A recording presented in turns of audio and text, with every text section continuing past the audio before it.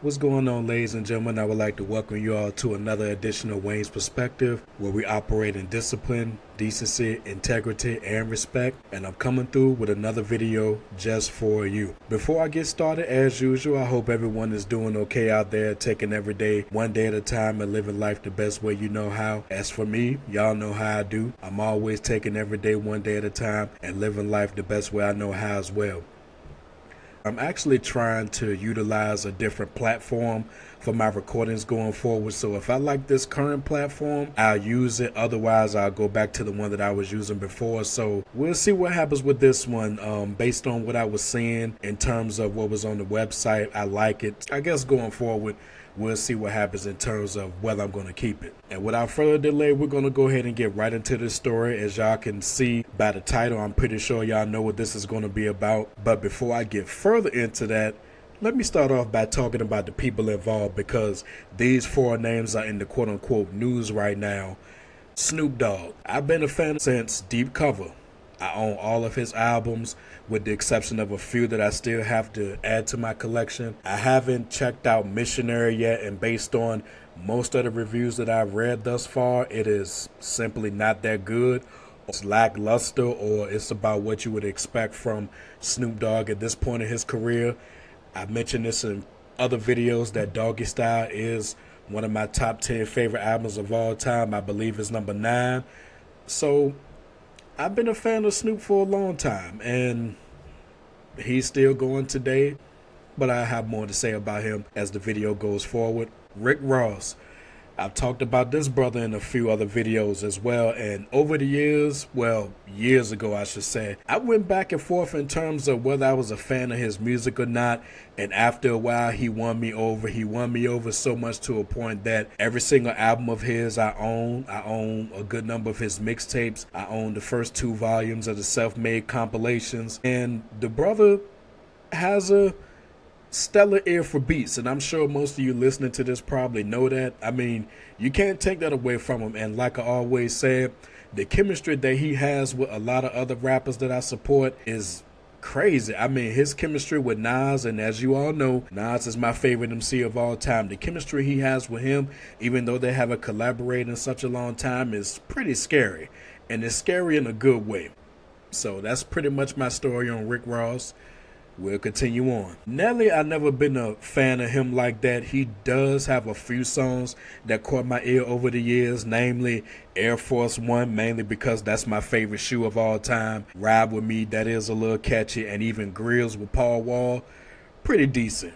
But overall, I've never been a fan because, with all due respect, Nelly has been for the females. I mean, let's keep it real.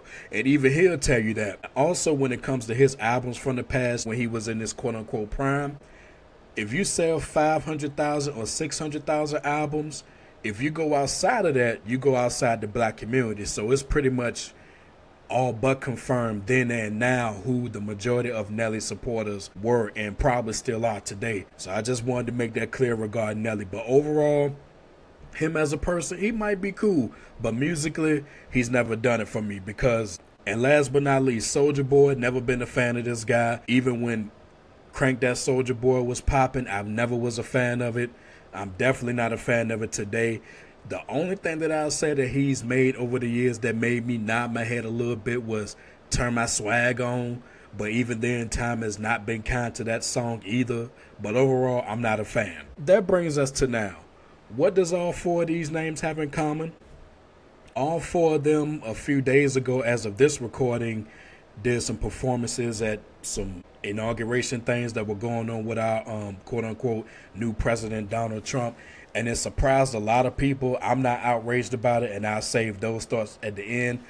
But what I really want to delve into is some things that Stephen A. Smith and Charlemagne the God said about this. The latter, Charlemagne, I think I really underestimated how big of a reach this guy has. I know he has the Breakfast Club. I've seen a lot of clips of it over the years and even listened to a couple of episodes here and there. But I never really truly knew how big his reach was when it comes to the listener base, especially when it comes to our people. But I digress. But when they was talking about this, they said something that really struck my nerves. And of course, when it comes to Stephen A. Smith, he's always going to say something that strikes somebody's nerves, especially when he delves outside of sports, when he gets into politics and things like that, and he says something that's controversial, he's going to get people talking. And if you haven't, I was looking at a video from Amakongo Abinga. I'm not sure if I pronounced that right, but he usually does some stints on Roland Martin's show, and he even has his YouTube channel now. Shout out to him. And I was listening to his video today, which is what prompted my own. And the gist of what them brothers was saying was that Snoop and Rick Ross and Nelly and Soulja Boy and anybody else who decided to perform at anything Trump related this week, they pretty much don't, how do I put this? Because they're rich and they're making money now, they're above criticism. So, of course, that made me shake my head when I heard it, because I knew exactly where that came from. And before I continue on, let me just say that when it comes to the likes of Stephen A. Smith and Charlamagne the God, them brothers sure do have a lot of smoke for the Democrats, don't they? And here we go again. Since I brought it up, let me say it once again in this video. And I'm not going to turn this too much into a political one, even though it is a political one. In a sense, when it comes to not just the black community, but all communities in this country, everybody should be doing more. I done said this, I don't know how many times, and I'm going to keep saying it.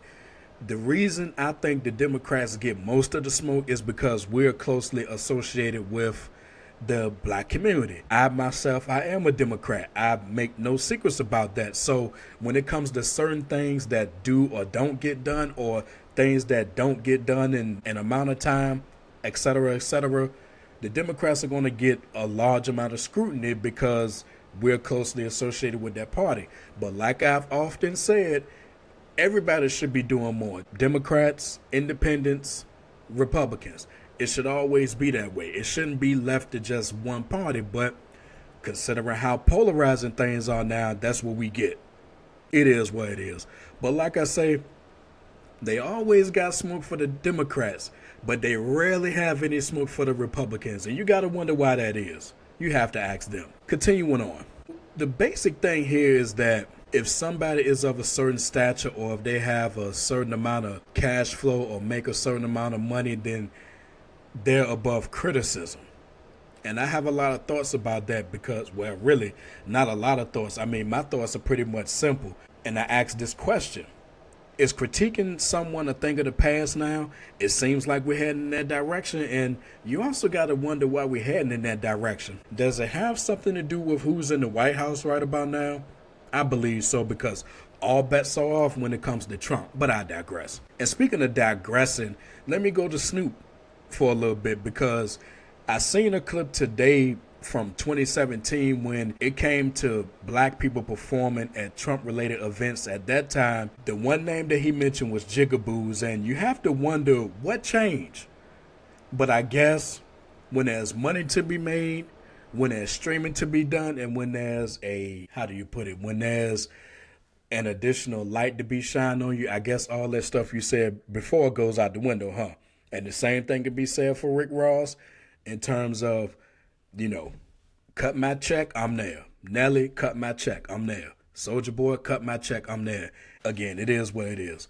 But to answer that question, it's probably going to become a thing of the past to let these people tell it. But overall, no. You're not above criticism no matter how much money you make, no matter what status you in or anything like that. Nobody is above criticism. It's simple. We live in a society where nobody is above or below criticism, no matter where your status is. If you do good things, people will say good things about you. If you do bad things, people will say bad things about you. It's nowhere around that. Nowhere around that. And just because there's a certain person who's president now doesn't mean that goes out the window, because that's just what it is. And also, I was just thinking about this as well. You got to wonder what Snoop and Rick Ross and Nelly and Soulja Boy, what they think about Elon Musk doing the Nazi salute. As far as I'm concerned, what I saw, that wasn't no mistake. He meant what he did. He knew what he did. And anybody caping and covering for him, congratulations. You played yourself. But overall, this wasn't going to be a long video, but I just wanted to come on here and talk about this for a little bit. And that pretty much sums up my thoughts right there. Nobody, from Trump to Snoop to Ross to Nelly to Soulja Boy or anybody in between, you're not above criticism. If you do good, people will talk good about you. If you do bad, people are going to talk bad about you, as well as criticize what you say and what you do. It can't be cool to criticize others, but when it comes to other people on the other side of the spectrum, political or not, you can't say nothing about them. Or flip it around, they can say something about you, but you can't say nothing about them. That's not how it works. We should never allow ourselves as a society to get to a point where certain people can be criticized, but others can't. And if we go down that road, it may be no turning back. And on that note, y'all, I am done with this particular video. If you like what you heard and you're ready to become part of Team Discipline, go ahead and hit that like button and drop some comments if you're feeling the content. Definitely let me know your stances on this. And last but not least, hit that subscribe button along with the bell so you're notified when I drop new videos. And until next time, my people, take care of yourselves. And remember, the power of the mind is valuable. What's up, y'all? I wanted to come back and add this to the video because for some reason it totally slipped my mind when I was recording, and right when I finished, that's when it hit me that I did not add this. One of the main reasons that I wasn't so outraged at what Snoop, Nelly, Rick Ross, and Soulja Boy did is because, like my mom always said, people gonna be people. Adults are going to do what adults do. Grown-ass people are going to make the decisions that they make.